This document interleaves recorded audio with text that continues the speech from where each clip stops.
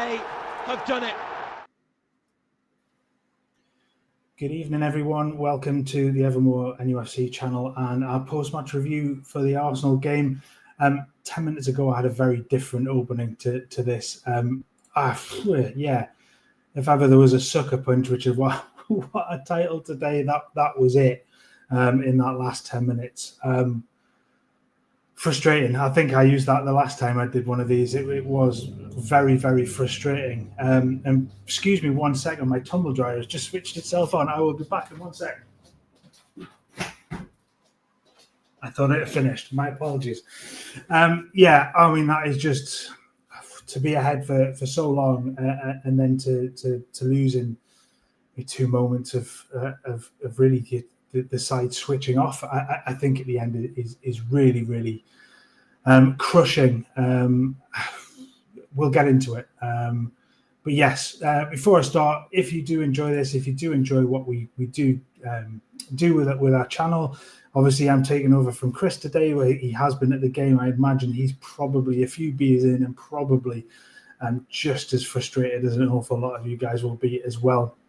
If you do enjoy what we do, please remember to like and subscribe to the channel and drop a like on the video as well. It really does help it push it out there as well. So yeah, we'll get into it. The teams, a few changes obviously for Newcastle, with sort of, well, I think the thinking was that it was initially switching to maybe a back five with Murphy on the right, Livramento on the left, in the back three of Chow, Burn and Botman. But as it turned out, Newcastle went with the four at the back with Tino at right back and Dan Burn at left back, and I was terrified of that to start with. But we'll come to Dan Burn because I actually thought he had a relatively decent game.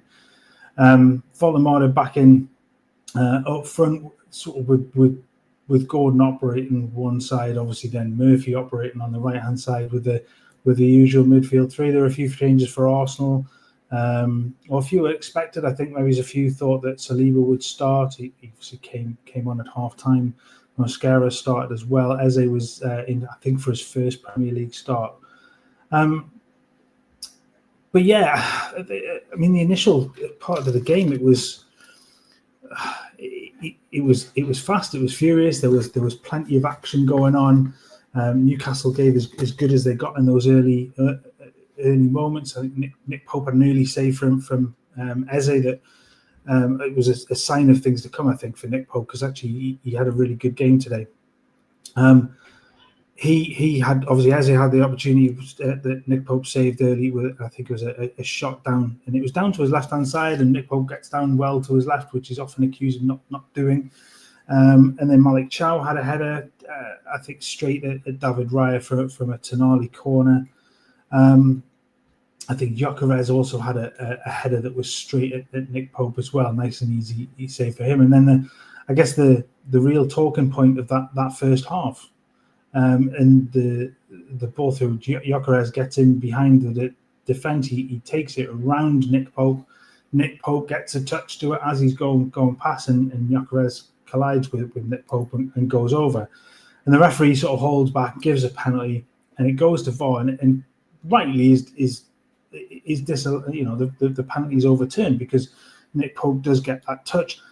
I think there's arguments from people saying, well, he still fouls Gyökeres. What's he supposed to do in that regard? He's got the touch on the ball. That's his job. It's not a penalty. You can see Arteta waving his hands around, and it only took about 90 seconds of the game for Mikel Arteta to be bouncing around like a toddler on the sideline. It was, unbelievable. The number of times that the footage cut to Mikel Arteta on the sideline was unreal. At times there was more footage of him than there was of the actual players on the field. It's embarrassing at times what they cut to for him. He was kicking off around a foul on Saka early on. I think he was bouncing around expecting a yellow card after 90 seconds. It's not a yellow card that early. Obviously, that the referee, the VAR and the referee have a look at it and decide that it's not a penalty. I agree completely, not a penalty in that regard. Pope does his job. He gets his foot to the ball and deflects the ball away. He can't do anything else after that. I think that really pumped pumped the crowd up a little bit, but I think kept the game edging and flowing for that next 10 minutes. Then Trossard has an opportunity, hits the inside of the post, and probably should do better in that regard. Pope is beaten all ends up at that, but it comes back off the post. Immediately counter-attack the other end, and Anthony Gordon cuts in and has a really tame shot at David Raya as well. So it's really, really sort of fast-paced end-to-end stuff. There's a few minutes later, Pope again with a really good save from an Eze. We'll call it a half volley. I'm not sure we can call it even that, but it was a volley of some sort, which Nick Pope does really well to save again. I did think there was a moment in that where Saka as well got down that right-hand side for Arsenal, and I was terrified. He got in behind Dan Burn. Dan Burn just could not keep up with him. That was what I was worried about early on. But actually, Dan Burn stuck to his task really well, I thought, on Saka. He didn't give him an awful lot. I thought he defended really, really well, along with the other two centre-backs on the field. And I'll come to who I thought my man of the match was as well in a moment. But I thought Dan Burn did particularly well on that left-hand side. Obviously, we're all sort of terrified when he does play left-back. And then cue the goal. It's a short corner, ball played between Gordon and Tonali. Tonali puts the ball into the box, and Woltemade with his second goal in 2 Premier League games at St James's Park. It was a great header into the corner. No chance for the goalkeeper. Gabriel, I'm sorry, but there were a few Arsenal players that did this, and it was sort of a theme of today with Arsenal players throwing themselves to the ground. But Gabriel gets the slightest of touches in the back and throws himself to the floor. It was embarrassing the way he went down for that, and deserved. I think in any other role, you go down in like that, it deserves a booking in itself just for play acting. And they were absolutely adamant that it was a foul. He's got barely a touch in his back. There's absolutely no need for him to go down at that point, other than to try and buy a foul. Embarrassing, like I say. It was a great header from Woltemade. Shows exactly what he can do when given the right service. I thought he was quieter today. Didn't get an awful lot, but he did well. He ran some of the channels early on. He ran well and linked up quite well. But the header, he just gave himself that little bit of space. And it's a great header into really good, positive sort of thing to take into half time as well. The next part of that is immediately on kickoff, and I cannot for the life of me understand how there isn't more action for this. But immediately on kickoff, as Woltemade makes his way through to try and chances the knock the ball, but a little bit reminiscent of when Haaland ran through and wiped out Gabriel, which is hilarious, that footage. But he gets into it with him, and he gets his hands in his face. Now, there's a book in there at least. I've seen comments in here about, I think that should have been a red card. I'm just trying to find the comment here. There we go, from Kit. Gabriel should have been red carded for slapping Woltemade in the face. He should also have been penalised for handball in the box. Come to the handball in a moment, but yeah, definitely the hands to the face is. I mean, you just can't do that. You just can't do that. And I mean, obviously he's got form for that kind of thing, for that kind of running. He gets himself wound up really, really easily. But I'm sorry, you just can't. And Woltemade is quite right within his rights to be furious at that. Refused to shake his hands. Right, Gabriel telling him to shake his hand, about 6 times? I'd have told him to fuck off. I'm sorry. There's just no way I'm getting involved in that at all. But yeah, I don't understand how there's no action from that. The other notes I sort of made for the first half. I think Bukayo Saka went down 3 or 4 times looking for fouls with virtually no contact on him whatsoever. Nick Pope's kicking again is a huge issue at times where he had the ball laid back to him in the middle of his goal at one point. He had acres and acres of space, and he didn't even think about it. He just launched it out of play, and that's really frustrating from a fan's point of view, especially from a goalkeeper's point of view, you look at that and you've got so much time to be able to take a touch and steady where you're then going to put it. You just launched it out of play, and that ends up being an issue later on as well. But then into the second half, the initial attack, wasn't it? The break down the right, I think it's Tino plays in Murphy puts the ball in, and Woltemade hits the bar, but I think Murphy was adjudged to have been offside. Joelinton then has a shot, a cross shot wide after about 10 minutes into the second half, and nobody's following in. There was also a good ball in from Anthony Gordon, wasn't there, that was sort of right across the box, and nobody sort of bust into to get into that area to score.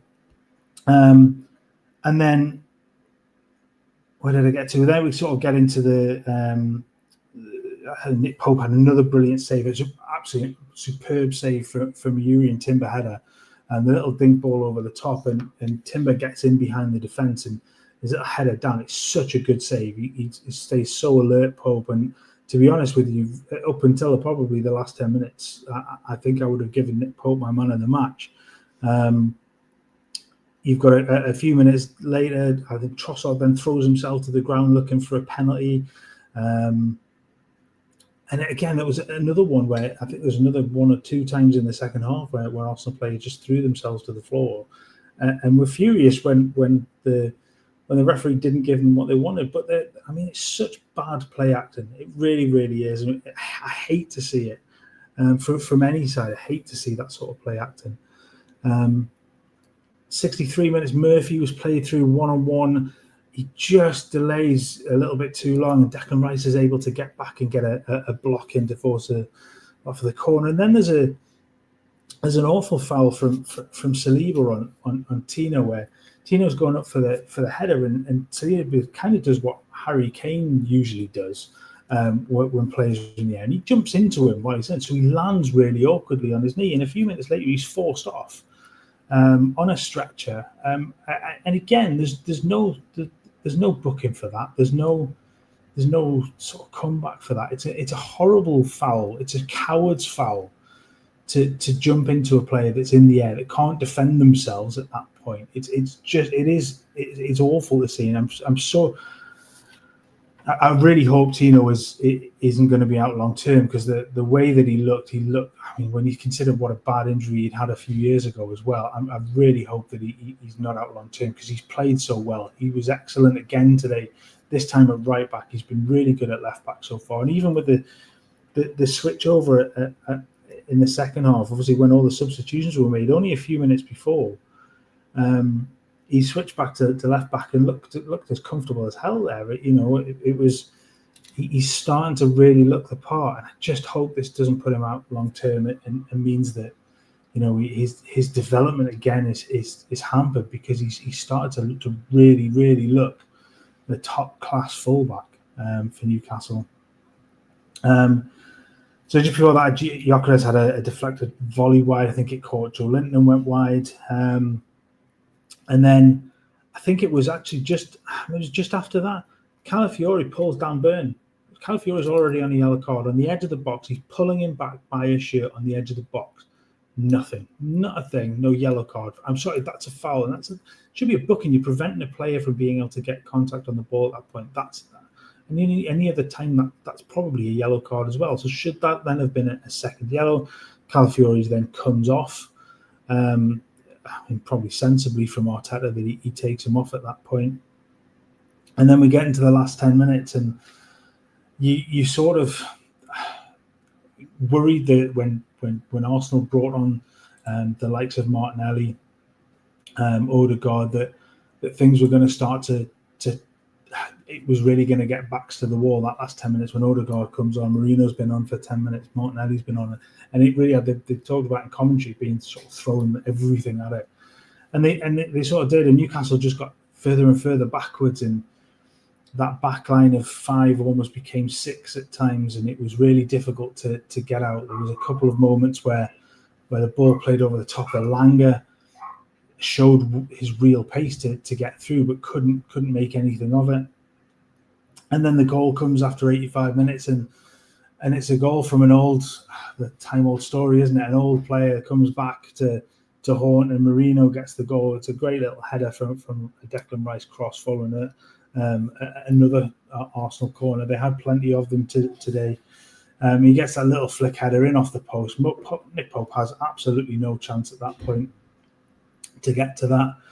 And then it's really sort of backs to the wall, and there's a moment where Miles Lewis-Skelly gets in on the left-hand side of the box, and Malik Chow, who was excellent the entire game. I thought he was incredible today. There were moments when he just calmness personified when he was on the ball.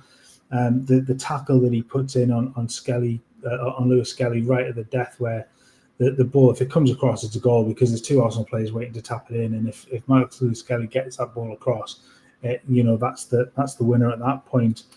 And then the other goal comes. I've actually missed a point, and that's the other penalty shout. And I want to get everybody's sort of comments on this as well, because the penalty shout was given for the VAR review was looked at because the ball.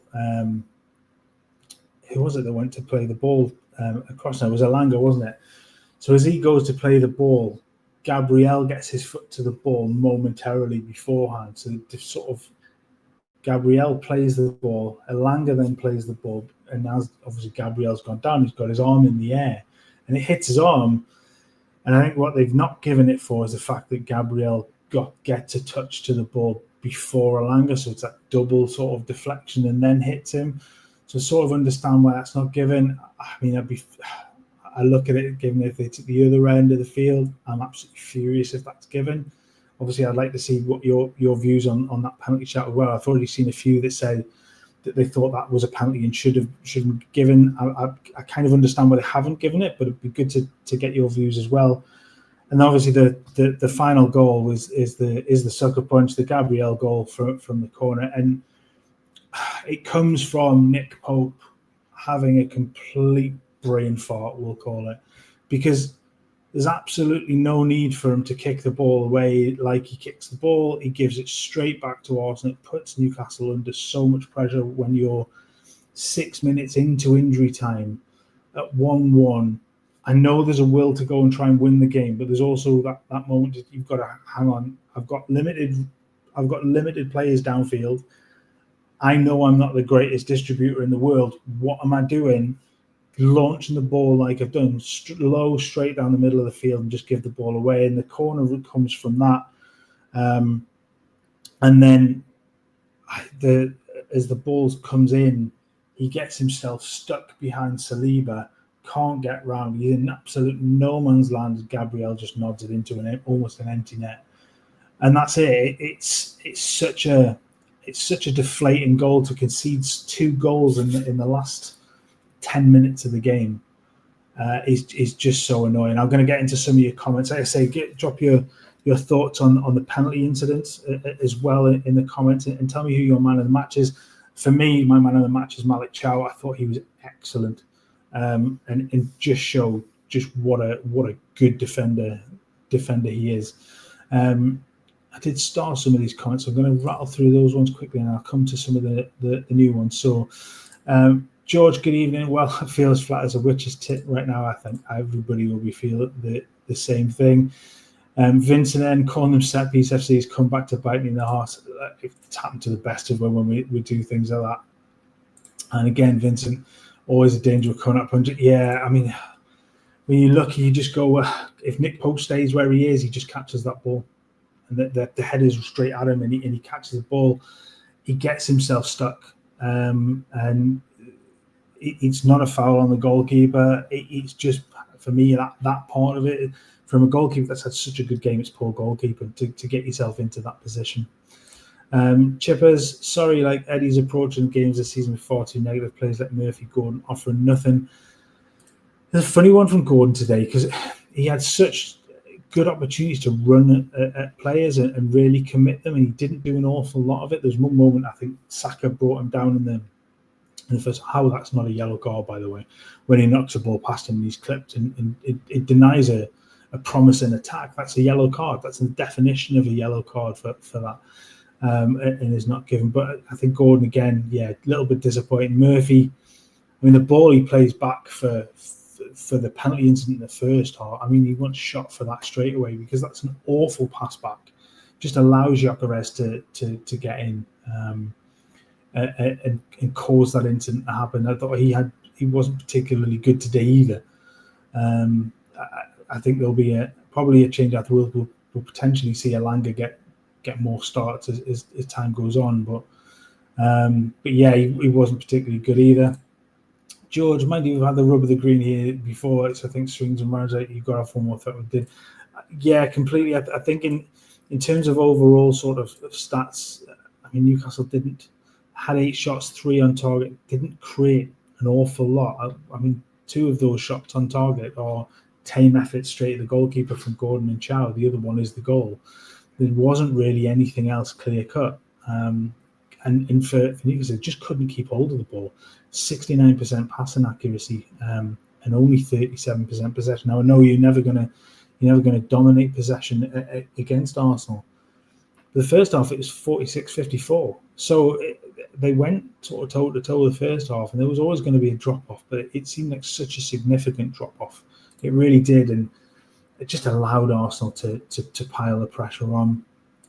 Vincent, again, that rush kick by Pope didn't help. Can't blame when he's the reason we're in the game. Yeah, I mean, it could have been very different had they taken their chances.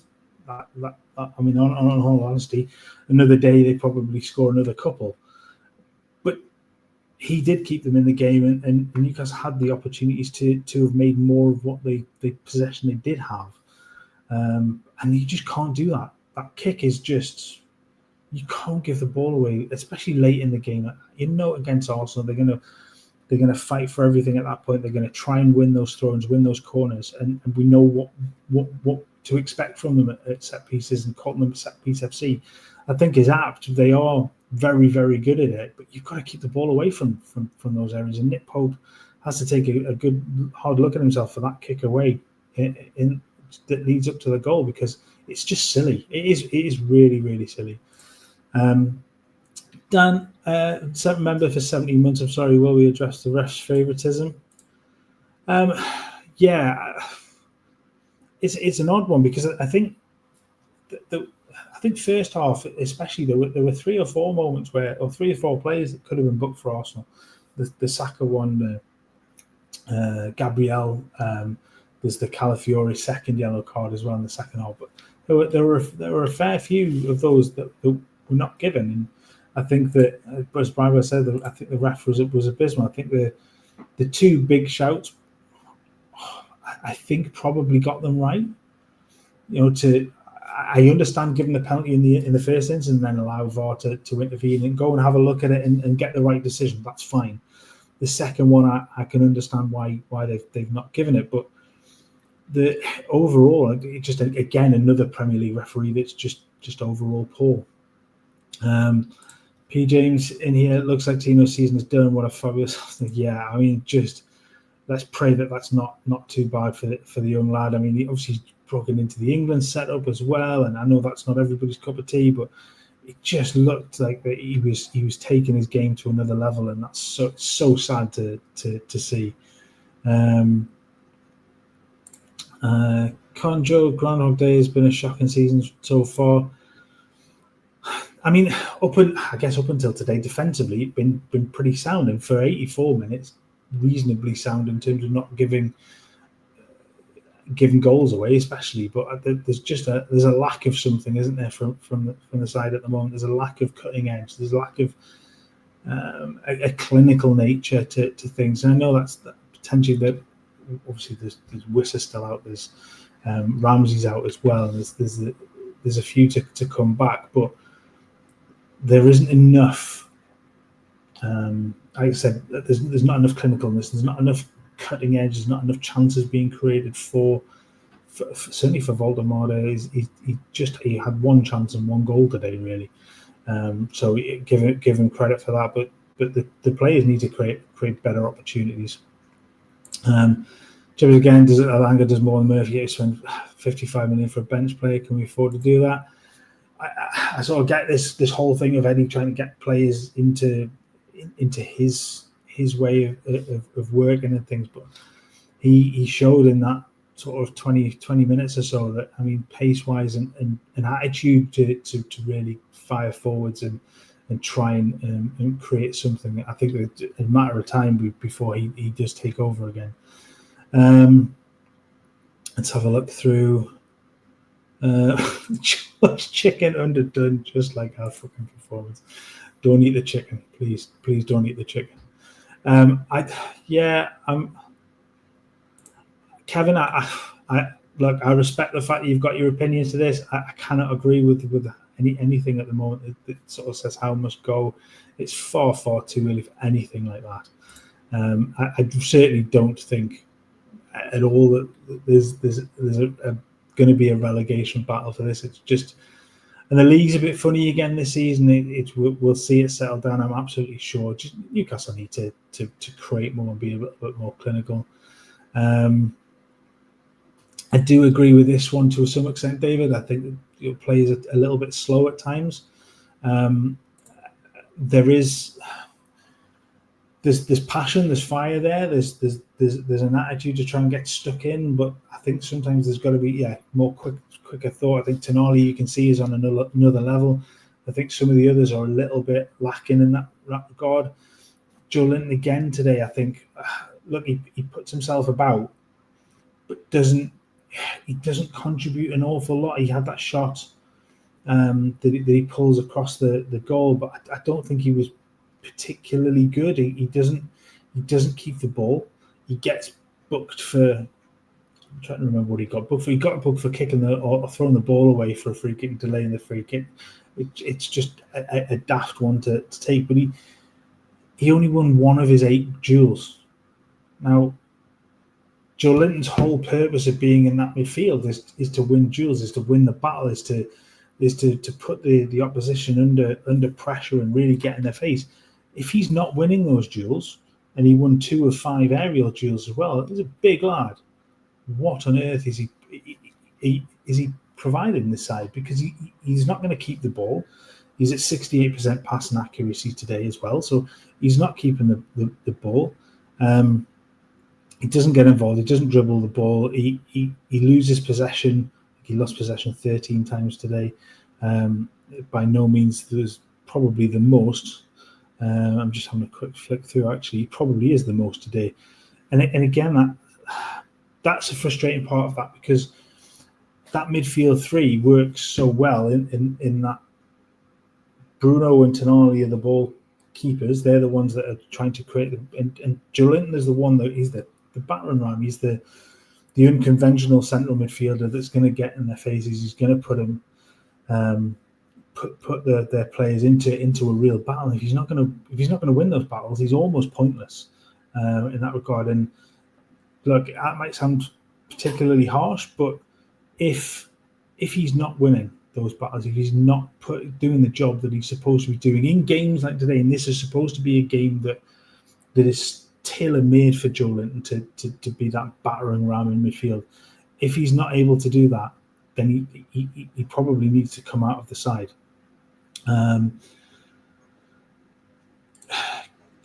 Con King, I think he said it the other way around. Con King lost the game. We'll change it to back 5. I think that we'll probably never know, but I think the Tino injury is huge. Having to move Burn back out to left back. Lascelles coming on, although I don't think he did anything particularly wrong. I'm not sure, but that changes that dynamic at the back again. So the injury is is a bad one in that regard, but it is frustrating. I would have liked to have seen them carry on with 4.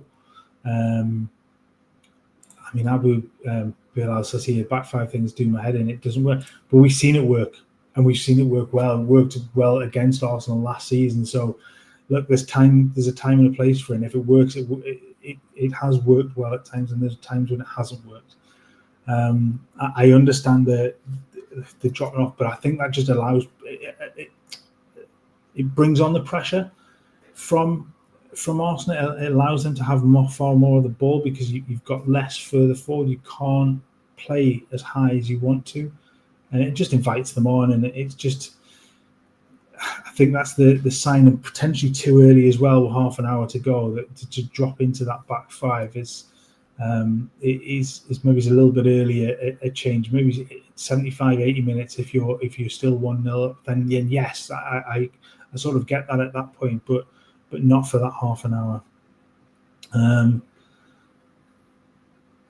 Lascelles for Livermore was stupid, really stupid. Look, I guess I'm trying to think who was on the bench at that point. You'd probably bring on another attacking player and move Burn back to left back, but obviously with no Hall on the bench at that point, you bring on Miley into that midfield, or even Willock, just to get some running from the midfield. That's possibly the way that I would have gone, and to keep that back four as the back four, because I thought the back four was coping really, really well with the threat. Gyökeres offered absolutely nothing other than, again, throwing himself to the floor and whinging at every sign of a battle. So yeah, I mean, obviously you have your opinions on who should have come on and things. Yeah, Kenzie, 2 corners, easy, sick of this now. It's just really frustrating, isn't it? It's so. Yeah, Chris is in the chat already. Chow, man of the match for me. Yeah, completely. He's my man of the match. I thought he was excellent. Let's have a look through some more. I hate Arteta and his team. Pathetic. Jeez. Yeah, I mean, is there I think we've talked about.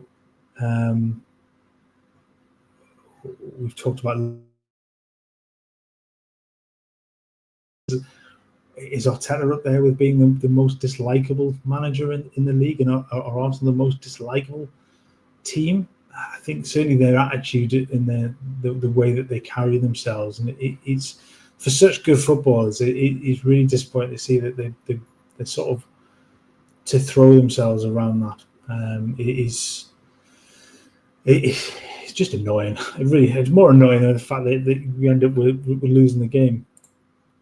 Brian Pope's was actually emails with disaster last 10 if Arsenal aren't moaning their yeah, absolutely right. Completely agree. Say what you want. 6 points in 6 games, relegation form. We look shit. Like I say, there's definitely something not right. I don't think there's any chance of a relegation battle. I really, really don't. I think the league will settle down a little bit. There are some odd things going on, and particularly with a team just a little bit down the road. But look, there's been some tough games in that run as well. You know, Liverpool and the Arsenal game as well. I think the more annoying is the fact that against a really poor Villa side, or the poor performing Villa side, first game of the season, and a 0-0 draw against Leeds away. I still don't understand the back five against Leeds. It's just mad for me, that one. But yeah, I think 6 points in games is when you consider what's happened in those games. I get that point. So Dan, man, you got a penalty for less for the same shit. But I foul. Yeah, I mean I think if you're talking about the Brian Burma one yesterday, I think he's obviously through and doesn't make a great connection with the ball at that point. Yeah, I get I don't understand how that's not a red card, by the way. That's a different story. But yeah, we've seen some. I think what gets me about this whole thing, Dan, is just consistency with stuff like that. The handball, I understand why it's not given, but at the same time, we've seen stuff like that given. There was a clip of one of them with the arm turned and the arm out. Is it? And regardless of who makes the initial contact, I think with the ball, and I'm probably going to go back on myself at this point, is Elanga clearly plays the ball, and he clearly plays the cross, regardless of the slight touch beforehand. So the arm in the air, which I'm sorry, if you're lying down and your arm being straight in the air, is not a natural position. So I understand the frustration and the want, or the mindset of that being a penalty. I really do. So yeah, I agree with this, Mark, as well. Saliba's foul on Tino's disgusting. The intent to, and it's exactly the same foul as I said. Is what Harry Kane does to players. He backs into them while they're in the air, so they can't land. They can't land properly. And that's what's done him. That's the landing there is what's done, because you see his knee just buckle slightly under him when he does come down. Online boost Newcastle should win, the ref sucks. It's a penalty. Fair enough.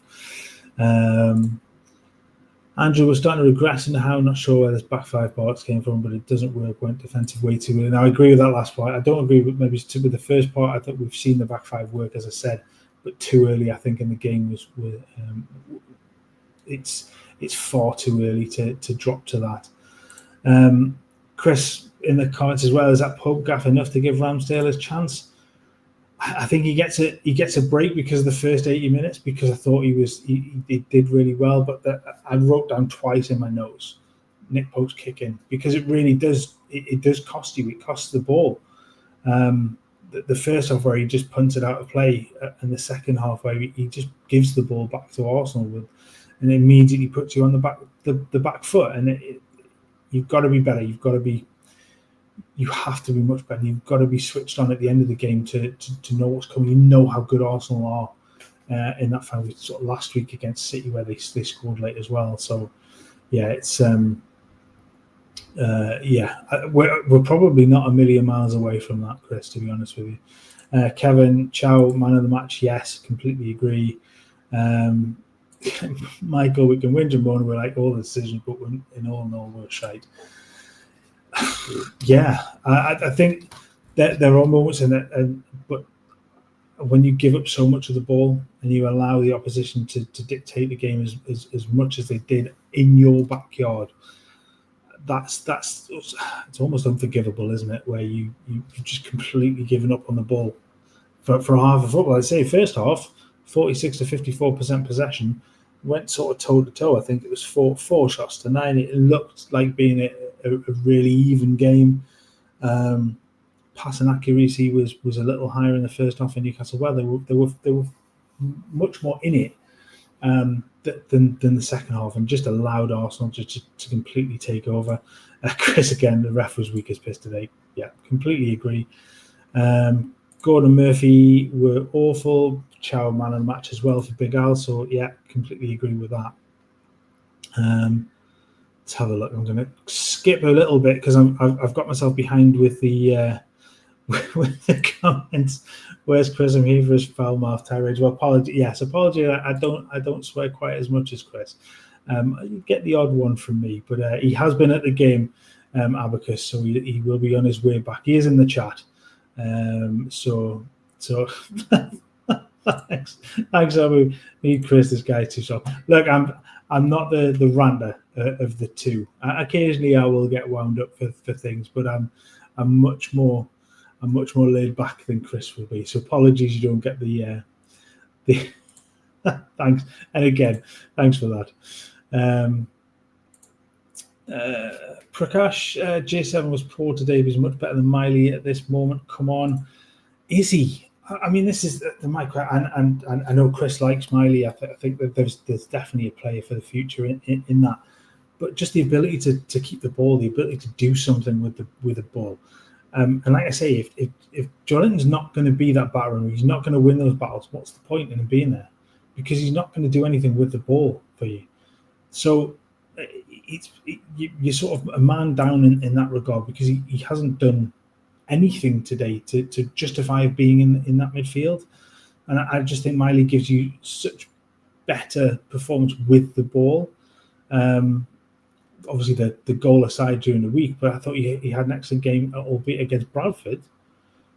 He's just much better with the ball, and in a game where you're going to have to keep the ball more, then I think that's the way to go if you're not going to get what you want out of Joelinton. Evening, Roger. Bollocks. Yeah, I think that's the general feeling. Turby to start Miley ahead of Joe today. Maybe he's not stardom. But what has Joe Linton done for all right? I'll say back. What has Joe Linton done for you over the last couple of games to justify being in there? Sooner or later, there comes a point where has Joe Linton found his peak in that position. He's had some really excellent games for Newcastle, but he just doesn't use the ball well enough as a midfielder. And like I said, if he's not going to win those battles and he's not going to put the opposition under pressure like we know he's good at doing, then there's almost no point in him being in that midfield. P. James, once Buster was back and got a high press, until then it looks like part of the bus and play for a draw.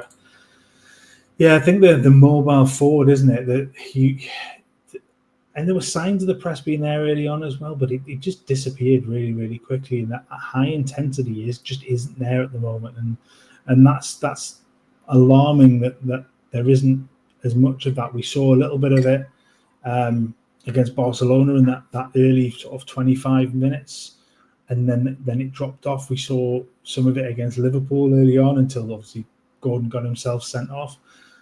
But that intensity just isn't there at the moment, and that's another sort of, I think, an alarming factor that there's too much foot off the gas for me. That there has to be, that team is built around being intense. It's being in your face. It's quick. It's fast. It's winding the opposition up. There's not enough of it. There's not enough dark arts going on as well for me. I know Arsenal were throwing themselves to the floor. There's not enough of those little being a horrible bastard on the field at times. There's just not enough of it, and the weights there behind them with the Joe Linton, with Byrne, those players, that there just has to be more of that. They've got to be more horrible. It almost feels like they're too nice at the moment. They have to be more horrible in that regards. Let's have a quick flick through and then we'll let you all go. Yeah, Simon, our defence looks good. Midfield attack's been for, I think today particularly, yes, I think you're right. I think certainly for the vast majority of that game, the defence looked very, very good. I thought Botman and Malik Chow looked excellent as centre-back partners. That is definitely the way forward for those two. Fingers crossed and everything that Botman can stay fit. They looked excellent together, and they really do that. The moment where where Chow in the first half just takes the ball and wanders forward with the ball, he's just so cool with it. He's a different player, obviously a completely different player to Fabian Schär, but he looks the part, doesn't he? And I think that's a really, really good sign. And we just pray that Tino isn't out long term, because that really affects them, that dynamic at the back too. Espen, sell Gordon, buy a play with flat. It's the thing that frustrates me about Anthony Gordon is loads and loads of pace. That's undeniable. He needs something. He needs. Chris said this before a couple of years ago, even where he first came into the club. He needs a trick. He needs something. He needs the ability to drop a shoulder and shift his weight more. He doesn't do anything with the ball. He doesn't manipulate the ball in any way. He doesn't do a step over. He doesn't do anything like that. And at times it's really easy to defend against him, because you know exactly what he's going to try and do.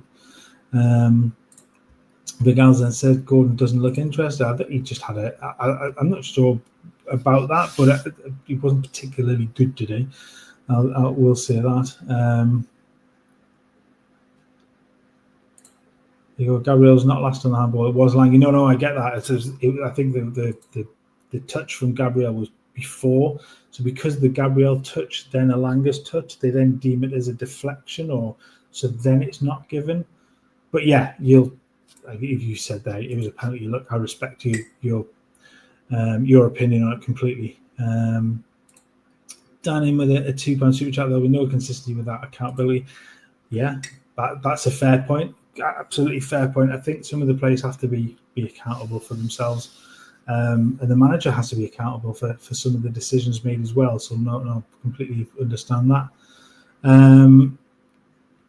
Anonymous, Newcastle looks slow compared to, yeah, completely agree. I thought that there is there is a slowness, a real lack of, a proper lack of tempo today.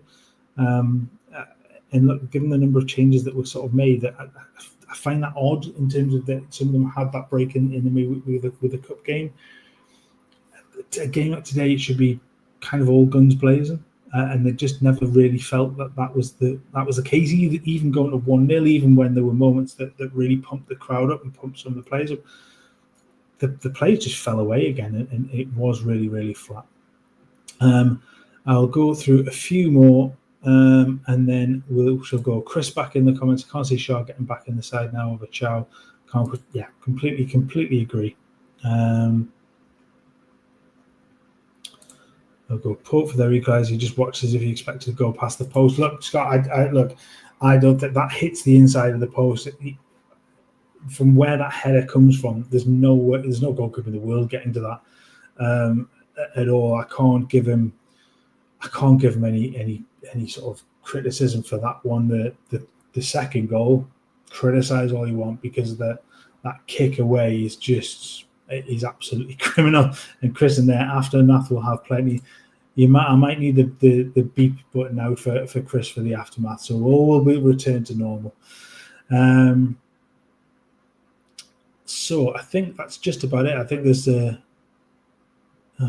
there's always some knackers in the channel. I've got rid of a few.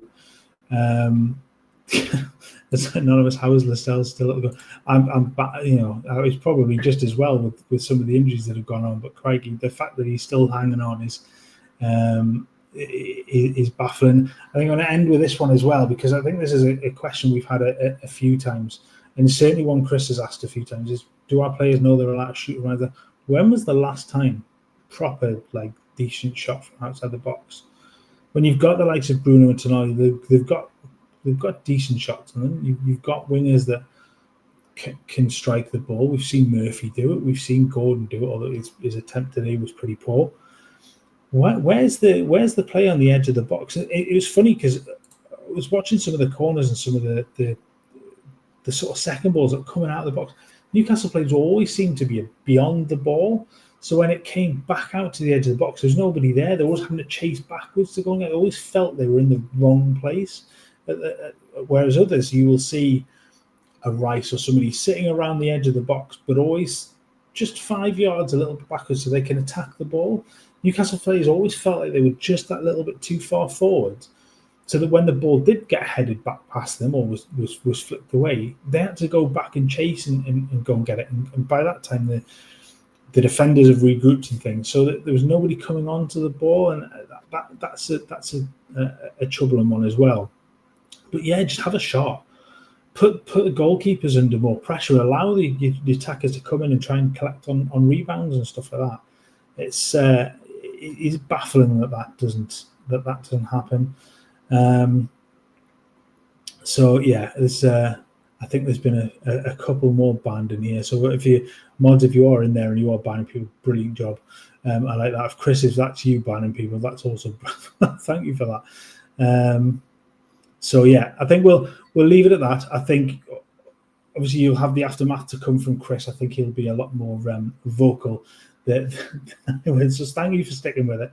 And we'll be back to normal service going forward. I think obviously we've got midweek game. It's at Union San Carlos that we'll have a preview for. We'll obviously have post match as well for that, and then for the upcoming games as well. Chris will be back behind the mic for the aftermath for this one too, so we'll get that out to you as quickly as we possibly can, probably first thing in the morning, depending on whether or not Chris has had too much to drink today. But we'll leave it there. Look, thank you for joining me. Please drop a like before you leave as well. That'd be much appreciated. A frustrating day, really disappointing to I think for them to have been one up for so long and to lose it in the last 10 minutes and probably in ways that really could have been defended against. But yeah, thank you for joining me. Thank you for sticking with the show for so long. Actually, I didn't realize I've actually been on for 50 minutes, so thank you for that. Like and subscribe. Come back and join us for the aftermath once that's out, and come back and join us in midweek for the preview. for the Champions League game and for the post-match as well. But thank you very much. Enjoy the rest of your Sunday, and we'll see you soon, guys. Take care.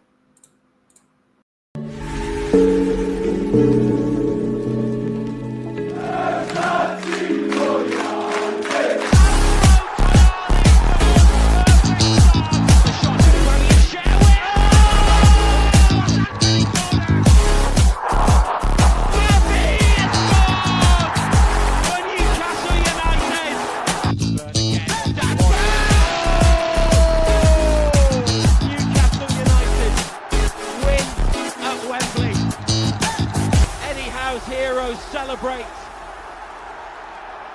They have done it.